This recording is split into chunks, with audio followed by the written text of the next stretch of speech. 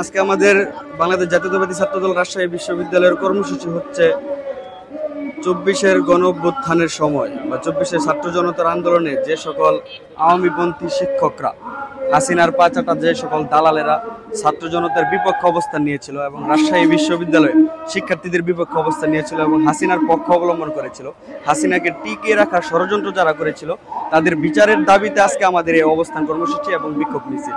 আমরা এই বিচার দাবি করছি প্রশাসনের কাছে। আমরা প্রশাসনকে বারংবার আহ্বান জানিয়েছি বাংলাদেশ জাতীয়তাবাদী ছাত্রদলের পক্ষ থেকে যে আপনারা এই সকল ফ্যাসিস্টের দোষর যে সকল শিক্ষক রয়েছে তাদের বিরুদ্ধে আপনারা প্রশাসনিকভাবে শাস্তিমূলক ব্যবস্থা গ্রহণ করুন, প্রশাসন থেকে বাদী হয়ে আপনারা মামলা করুন, আইনি প্রক্রিয়ায় গিয়ে তাদের বিচার নিশ্চিত করুন। কিন্তু তারা বারবার আমরা হতাশ হয়েছি, আমাদের দাবি তারা মানেনি, বরং তারা তাদের সাথে লিয়াজু করে বিভিন্ন ধরনের নাটক মঞ্চায়ন শুরু করেছে এবং একের পর এক রুয়া সহ এবং সামনে রাকসুকে কেন্দ্র করে বিভিন্ন ধরনের ষড়যন্ত্রমূলক নাটক মঞ্চায়নের আভাস বাংলাদেশ জাতীয়তাবাদী ছাত্রদল পাচ্ছে।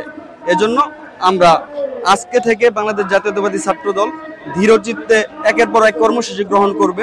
যতক্ষণ না পর্যন্ত আমাদের দাবি পূরণ না করা হয় ততক্ষণ পর্যন্ত বাংলাদেশ জাতীয়তাবাদী ছাত্রদলের নেতাকর্মীরা রাজপথে অবস্থান করবে।